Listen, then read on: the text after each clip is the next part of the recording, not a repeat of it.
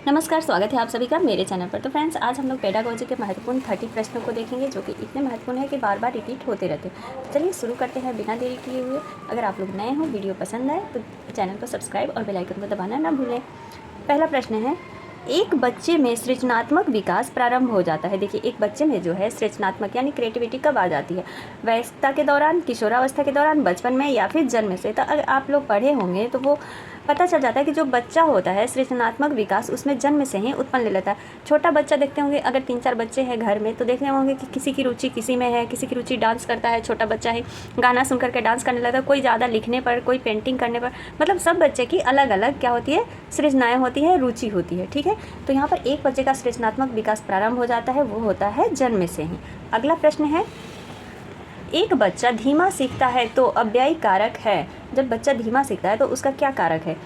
शिक्षण विधियाँ, समय और पैसा, पैसा और सामान तथा समय और ऊर्जा। तो एक बच्चा अगर धीमा सीख रहा है तो उसका सबसे महत्वपूर्ण जो कारक है वो है समय और ऊर्जा। उसमें मतलब ऊर्जा की कमी है और समय का भी कमी हो सकता है। ठीक है, तो अगला प्रश्न है, अल्प अवधि मूल्यांकन के फ़ायदे हैं। अल्प अवधि मूल्यांकन के क्या फ़ायदे हैं? यह अध्ययन के लिए बहुत समय प्रदान करता है, नियमित कार्य की आदत बनाता है, विषय प्रभावित होता है, प्रत्येक पढ़ाई को कठिन बनाता है। अल्प अवधि यानी कम समय मूल्यांकन के क्या फ़ायदे हैं? तो नियमित कार्य की आदत बनाता है। अगर कम समय रहता है और उसमें मूल्यांकन किया जाता है तो वो क्या करता है? नियमित कार्य करने की क्या करता है? आदत बनाता है। तो इसका आंसर क्या हो गया? बी हो गया। अगला प्रश्न है, बच्चा केंद्रित शिक्षा में भूमिका होती है। बच्चा केंद्रित है, बाल केंद्रित वही हो गया, शिक्षा में भूमिका होती है। एक निश्चित दर्शक, बच्चा एक सक्रिय साथी, एक रुचिपूर्ण प्रेक्षक या फिर एक शख्स अभिभावक। तो बच्चा केंद्रित शिक्षा भूमिका, जहाँ पर बच्चा केंद्रित शिक्षा दिया जाता है वहाँ पर क्या होता है? एक रुचिकर प्रेक्षक होता है। मतलब वहाँ पर बच्चे, अगर बच्चे को यहाँ मेन केंद्र बनाते हैं तो वहाँ बच्चे क्या करेंगे? रुचि लेकर के किसी भी कार्य को सीखते हैं। तो इसका आंसर क्या हो गया? सी हो गया। अगला प्रश्न है, एक भाषा को सीखने की दक्षता प्रारंभ होती है। ऑप्शंस, लिखने के साथ, सुनने के साथ, बोलने के साथ या फिर पढ़ने के साथ। तो एक भाषा की जो सीखने की दक्षता प्रारंभ होती है वो होती है सुनने के साथ। जब हम किसी बात को सुनते हैं तभी तो लिख पाएंगे और तभी तो हम दक्ष यानी उसमें निपुण हो पाएंगे। तो इसलिए कहा गया है कि एक भाषा को सीखने की दक्षता प्रारंभ हो जाती है सुनने के साथ ही। अगला प्रश्न है, व्यक्तित्व को किस रूप में समझा जाता है? व्यक्तित्व जो है, पर्सनैलिटी को किस रूप में समझा जाता है? केवल बुद्धि के, मुख्य वैशिष्ट के, कठोर बर्ताव के या फिर व्यक्तिगत प्रभाव? तो व्यक्तिगत को किस रूप में समझा जाता है? व्यक्तिगत प्रभाव के रूप में। इसका आंसर क्या हो गया? डी हो गया। थकावट के लक्षण हैं वजन में कमी, भूख की कमी, काम में रुचि की कमी या फिर लंबाई की कमी। तो भैया थकावट के लक्षण क्या होते हैं? जिस काम में हमें रुचि नहीं रहेगा, जैसे बच्चों को पढ़ने का मन नहीं करता है तो क्या करते हैं? क्लास में ही हल्ला करने लगेंगे या फिर पेंसिल उनसे मन नहीं करेगा तो वो बातचीत ही करने लगते हैं एक दूसरे से। तो इसका आंसर क्या हो गया? सी हो गया। अगला प्रश्न है, मनोभाव यानी इम्पेशन विकसित होता है शैशवाकाल से, बचपन में, प्रौढ़ता के दौरान या फिर किशोरावस्था? तो मनोभाव जो है वो कब विकसित होने लगता है? वो बचपन में ही विकसित होने लगता है। इसका आंसर क्या हो गया? बी हो गया। अगला प्रश्न है, बर्ताव समस्याओं को नियंत्रित करने की 2 विधियां हैं। बर्ताव जो समस्या है उसको नियंत्रित करने की कौन सी 2 विधियां हैं? प्रतिकार और सख्ती, रोकथाम और सजा, लाड़ प्यार और प्रेम या फिर इंतजार और निगरानी? तो बर्ताव जो समस्याओं को नियंत्रण करने की 2 विधियां है वो है रोकथाम और सजा। जैसे मतलब बुरा व्यवहार, कोई समस्या आ जाता है ना, तो उसके सबसे नियंत्रित करने का क्या कारण है? रोकथाम करना और सजा देना, जिससे कि कोई भी गलत कार्य ना कर सके। अगला प्रश्न है, यदि एक बच्चा कर्ता क्रिया संबंध में गलती करता है तो एक शिक्षक उसकी मदद कर सकता है। किस प्रकार से? कक्षा में उस बच्चे पर विशेष ध्यान देते हुए उदाहरण देकर समझाना, बी है उसे डांट, और या फिर डी ऑप्शन है व्याकरण के नियमों को फिर से बताकर। तो इसका सही जो आंसर होगा कि बच्चा, कोई भी बच्चा है अगर कर्ता क्रिया संबंधी कोई गलती कर रहा है तो उसे कक्षा में उस बच्चे पर विशेष ध्यान देना चाहिए और उसे उदाहरण दे करके समझाना चाहिए। इसका आंसर क्या हो गया? ए हो गया। अगला प्रश्न है, प्रेरणा के बाद आना चाहिए। प्रेरणा के बाद क्या आना चाहिए? इनाम, फटकार, ज्ञान या फिर प्रोत्साहन? तो प्रेरणा के बाद क्या आना चाहिए? इनाम आना चाहिए। इसका आंसर क्या हो गया? ए हो गया।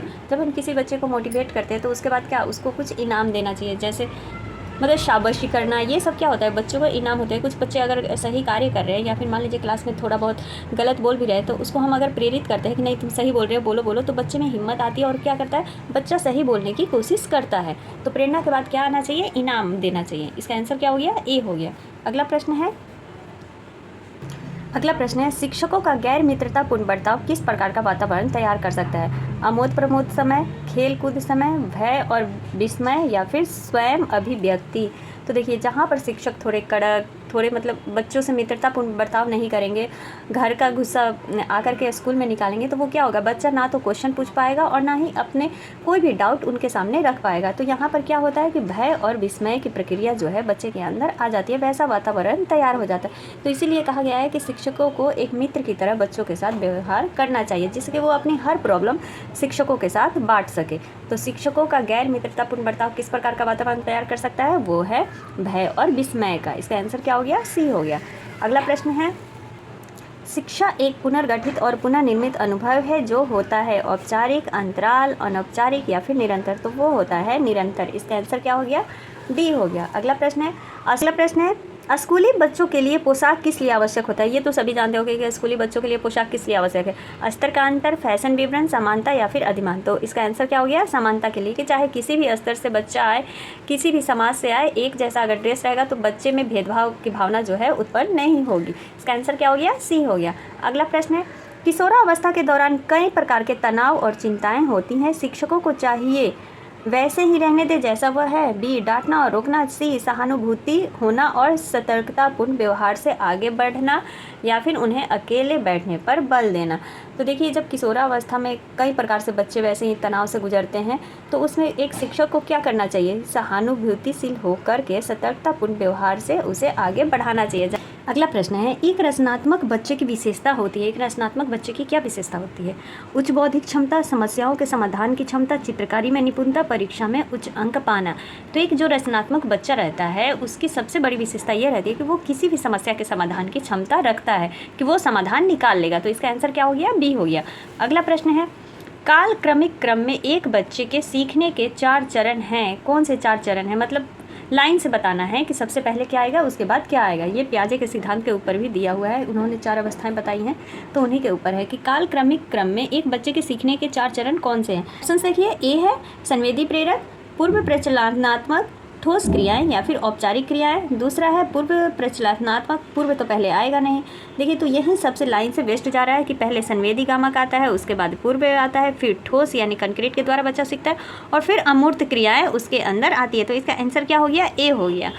अगला बढ़ते हैं। अगला प्रश्न है एक शिक्षण योजना तैयार करते समय शिक्षक को किन बातों का ध्यान रखना चाहिए। एक शिक्षण योजना जब तैयार कर रहा है कोई भी शिक्षक, तो उसे किस बातों का ध्यान रखना चाहिए।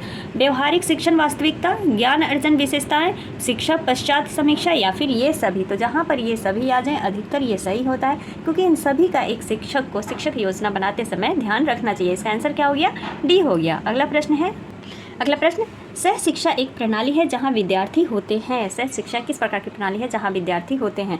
केवल लड़के होते हैं, बच्चे और माता पिता, केवल लड़कियाँ, या फिर लड़कियाँ और लड़के। तो सह शिक्षा प्रणाली कौन सी होती है, जिसमें लड़के और लड़कियाँ दोनों होते हैं। तो इसका आंसर क्या हो गया, डी हो गया।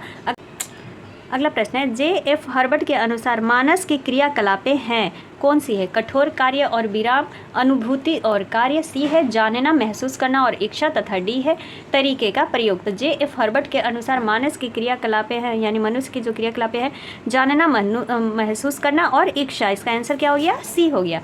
अगला प्रश्न है एक स्वस्थ शरीर में स्वस्थ मन का बनना किसने परिभाषित किया है। एक स्वस्थ शरीर में स्वस्थ मन का विकास होता है, यह किसने कहा है।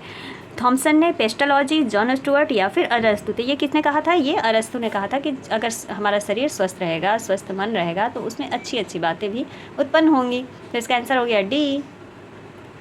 अगला प्रश्न है एक बच्चे की शिक्षा प्रारंभ होती है स्कूली दिनों में, उसके जन्म से, जब वह चलना प्रारंभ करता है, या वयस्क दिनों में। तो एक बच्चे की शिक्षा कब प्रारंभ हो जाती है, बोलते हैं ना कि सबसे पहला स्कूल उसका घर होता है और सबसे पहली शिक्षिका उसकी माँ होती है।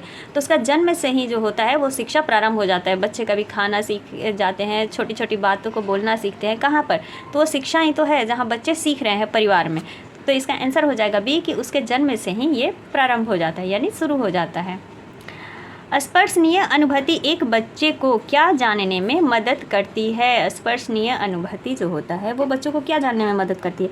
गंध की अनुभूति, स्पर्श देखिए बोल रहा है यानी छूने की, ठीक है ना, स्पर्श, इससे तो स्पष्ट हो जा रहा है कि स्पर्शनीय अनुभूति बोल रहा है कि एक बच्चे को क्या जानने में मदद करती है। गंध की अनुभूति, ये तो सूंघने में, स्वाद, सुनने की अनुभूति या एक वस्तु की संरचना। तो जब छू कर हम किसी भी चीज़ को पता करते हैं तो वो क्या हमें पता लगता है कि एक वस्तु की संरचना की, मतलब ये किस प्रकार की है, आयताकार है, रेक्टेंगल है या फिर ट्रायंगल है, मतलब किस प्रकार की इसकी संरचना है। तो इसका आंसर हो जाएगा डी।